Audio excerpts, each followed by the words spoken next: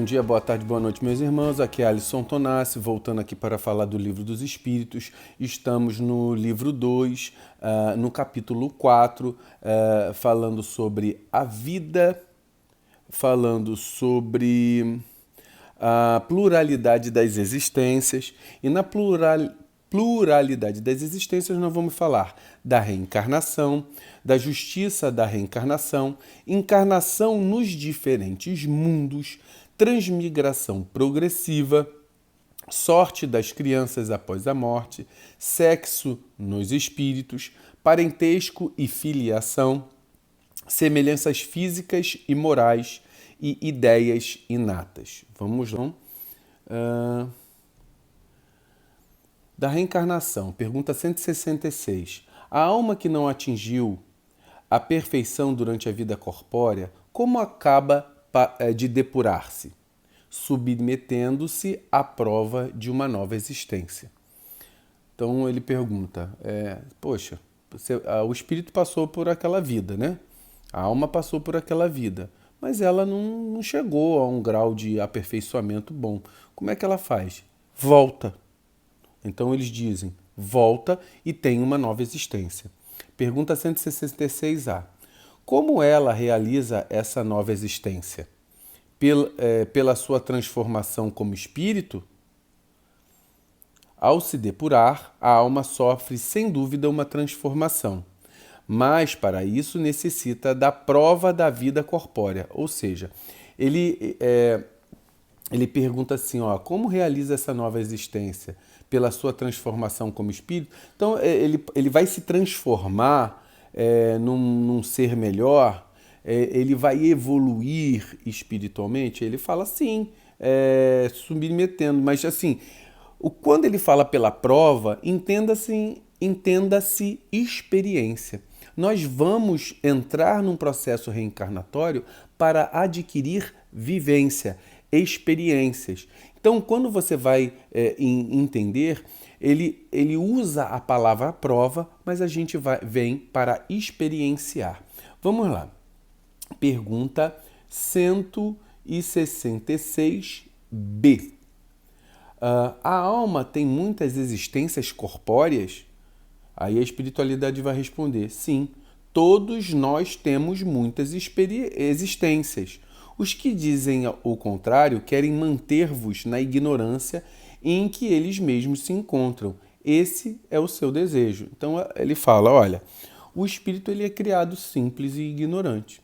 Para ele poder evoluir, ele vai passar por experiências materiais. Essas experiências materiais, a gente já falou, passa lá pelo reino mineral, pelo reino vegetal, pelo reino animal e chegando a nível de homem, ele passa por sucessivas vindas à matéria para evolução espiritual, conhecimento, aquisição de conhecimento.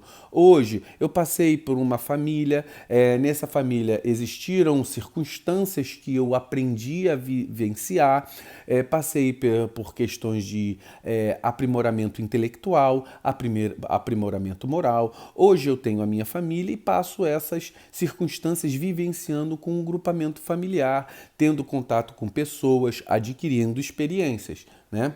Então, é isso. E a espiritualidade fala, quem não acha isso, vai fazer o quê? Vamos lá. Pergunta 166C.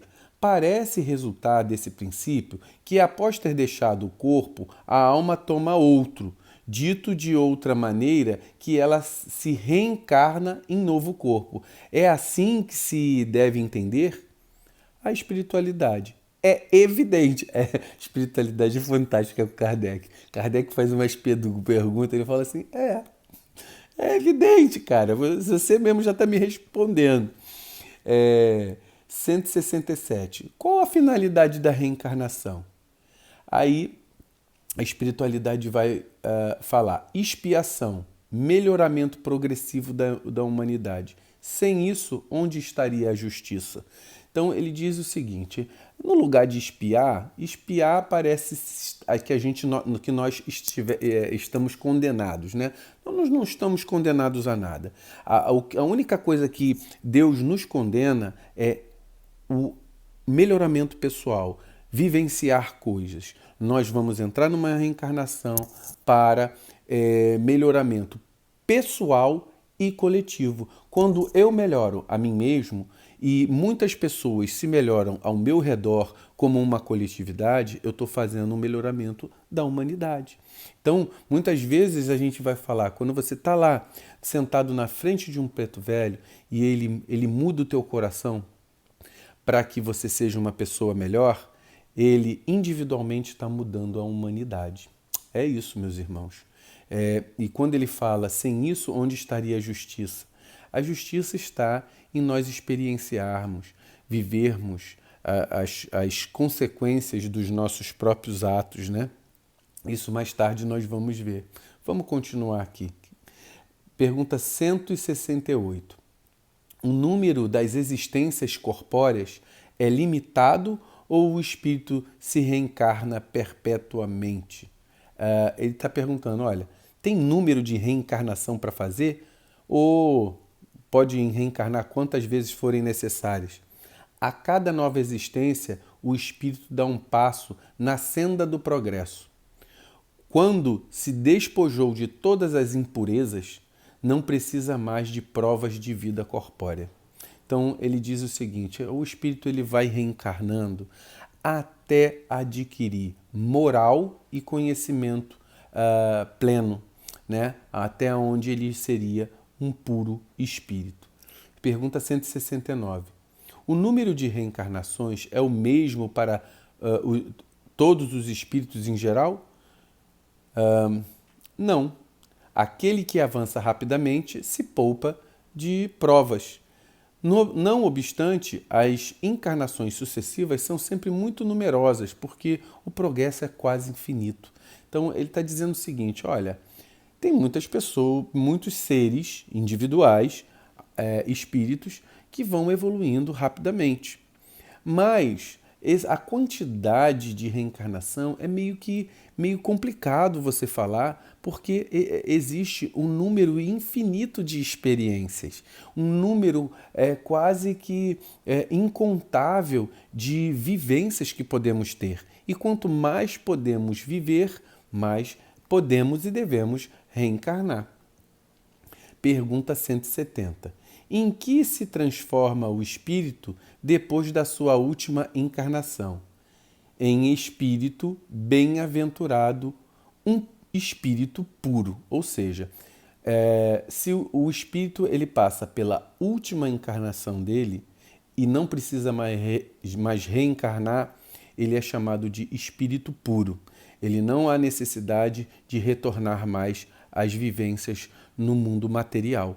Então, quando ele chega nesse padrão, ele vai estar a nível de ser um espírito que pode ter no seu distintivo como um anjo, ele pode ser chamado de um orixá menor, ele pode ser chamado de um cabeça de falange. Então, espíritos puros, eles vão personificar a presença de espíritos guardiões de alta envergadura. São espíritos que tomam conta, por exemplo, do planeta, são espíritos que tomam conta de determinados elementos do nosso globo. Então, é isso. Então, a gente fica por aqui nesse estudo, tá? Aqui eu já falei um pouco mais com relação ao orixá menor, a anjo de guarda, né? A espíritos angelicais, né? Anjo de guarda não, espíritos angelicais. Então a gente fica por aqui, vamos para o próximo estudo. Axé, irmãos!